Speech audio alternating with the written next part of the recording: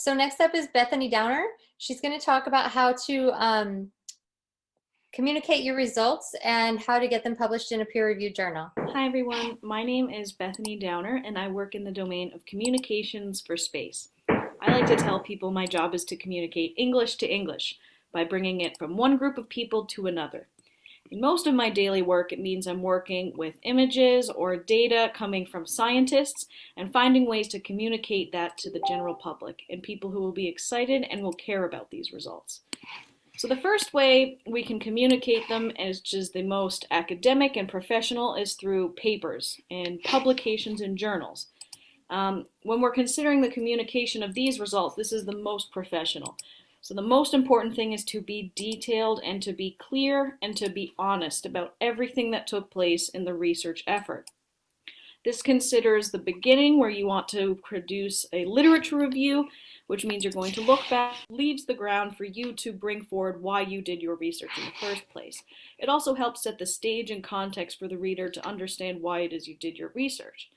Next, in the methods section, you're going to explain all of the details which led you to conduct your research. How did you do it? No detail left unturned, and be as honest as possible so people can reflect and respect the data that you've collected. Afterwards, you'll be discussing the results. So sometimes your results may not be what you expected, but it's important to report on whatever it is that came out. With this being said, we can then follow this up with discussions. Was your result what you expected to be? Was it not? Why is your result important? Research is valuable when we consider what it can contribute generally to society, to future research, and this is where it can be discussed and talked about in terms of what your research means for the future. Will you want to research it again? What would you do differently? These are the things to consider when writing a paper about your result. I primarily work in the field of outreach and communications, which means you'll be communicating it to people in a more non-professional setting. In other words, not directly through journals and paper. My job is to communicate what's shown in a paper and bringing this to the public or different groups of people who may not be experts. So for example, if I'm looking at an image or a set of data from a Hubble Space Telescope project, I'm looking at ways of finding what discoveries came out and what the public will care about. At the end of the day, when it comes to communications, you have to think from the point of view of your audience. Why should they care? And the best way to answer that is to consider what it means for them. How will this benefit to society? What will this mean for the future? What can your research bring that is of value? And when you think about other creative means of communicating your research, it's a really exciting time in the field of outreach. We have lots of different tools on social media, and there's also lots of visuals ways you can present your information. Firstly, let's talk about communicating in words. If you want to practice communicating your result, I suggest using a friend or a family member who knows nothing about your research and try explaining it to them as simply as you can. Try not to take 20 minutes to do so, just a couple of minutes to summarize what you did and why it's important, using simple everyday language that the person who's listening can understand. Another great exercise is to try writing a summary of your research for different age groups. I like to practice by trying explaining ways that I would explain a new result to a 5-year-old, a 15-year-old, a 25-year-old, or even a 95-year-old. Think of the different audiences and how you would communicate this result to them. What would you explain? What would you leave out? What would you go into more detail with? It's important to always answer the question, why should they care? Why does your result matter? How you did it, and why? Try to think of creative ways of communicating your result too. On social media, we can get creative because you have to be concise with what it is you're sharing. When people are scrolling through social media, they don't have much of an attention span. So consider what you can get across in the shortest amount of time. Think of a punchline that can really communicate the excitement of your results so they'll want to learn more. Or if you're communicating on TikTok, try to be visual appealing. Try to connect with different age groups and different types of activities that are taking place online that are relevant and people are using. There are also different ways that people understand knowledge, so you can consider those that like to read data and information, but others might also like to see it presented in a more visual way. Consider using infographics or different graphs that can produce a means of explaining your information in a way that they can communicate it without words, that they can look at it and understand in a concise and a clear way. These are the things that we can talk about and think about when communicating our results. Please get in touch with me anytime if you'd like to learn more about communicating your science results. I can be found online on Instagram at Bethany Downer, and tomorrow I will be available for a fireside chat for anyone who'd like to take part. Thanks a lot. Was there a question in the Q&A? It says, did all teams test their experiments in microgravity? Only one team has tested, and that is Team Colombia. Colombia, you want to talk about your experience in microgravity and what has happened afterwards? Yeah, of course I can. Gracias. So about my experience, I would say it was as anything that I have experienced before. It was completely new, and it was awesome because not only was our experiment being tested, but also we could actually experiment by myself, like through the whole flight while I was playing with my experiment too, and also the whole project while I was sharing my experience with them, not only in the flight but also with the rest of the PoSSUM people that was also during their experiments and were also helping me while we had these difficulties with the whole experiment. About what was again the question? Not only our experience, but what else? Like after you have all this data, have you been presenting it in other areas in your country, in Colombia, or have you published these results, or is that the next steps? I know we're trying to help you here, but Well, as I said in our presentation, we sadly lost half of our data, so it was pretty difficult for us because it was all of this effort that was kind of loose because with half of the information we couldn't really get to a whole, let's say, result, since our complete project is on both upwards and downwards force. Even though we had all these problems, we still were able to share our experiment and our experiences with some schools that it's kind of a like social service.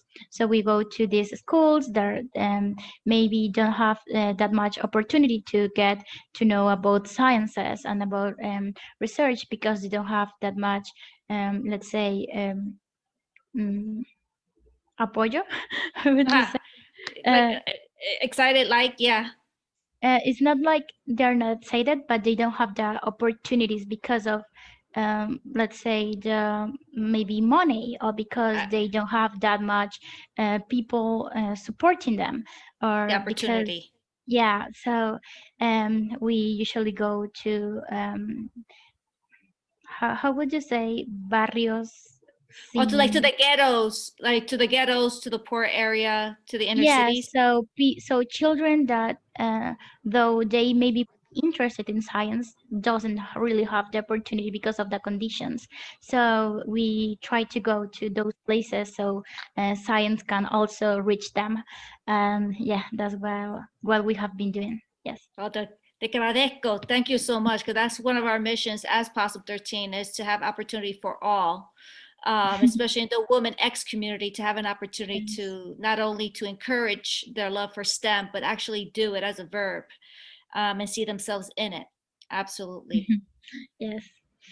It has been actually an enriching experience for all of us, not only the group, the team, but also our community here, since not only we have learned, but also them, and obviously the girls that we try to reach too. Yes, thank you so much for the opportunity. Well, thank you. Team Thematics, Team Irus, Team Moose for Inc. Thank you so much. Do you have any suggestions for other students who are thinking about pursuing these microgravity challenges? And then Shauna will end our story. No, Jason, then Shauna will end our showcase. I'll go for Team Cinematics. Do you have any advice? It's just a little thing. We've entered like a lot of projects into different opportunities. Our suggestion is probably to try entering it in a lot of places. If you don't succeed in one, try another. There's a lot of opportunities out there. Never give up, because you never know. You know, like this, you may get in and have an opportunity with this, and meet awesome people and do awesome things. You learn so much, not just from the project, but from other people, and it's awesome. Yeah.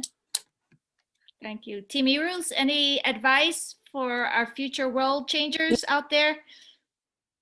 I would say be willing to accept that there's a lot you don't know, and so be open to other suggestions and to doing more research and to areas you might have not even originally thought of. So Jason, we are at the end of our ceremonies. Would you like to close us off? Sure. It's been such a pleasure to see everyone's experiments, and just the level and the intensity experiments. These are really professional, and was just really happy to see what everyone has been able to do together here. And to Ivana, a sus compañeros en Colombia, qué bueno comprender que ustedes viajando y presentando escuelas en los barrios allá y otros lugares, otras escuelas.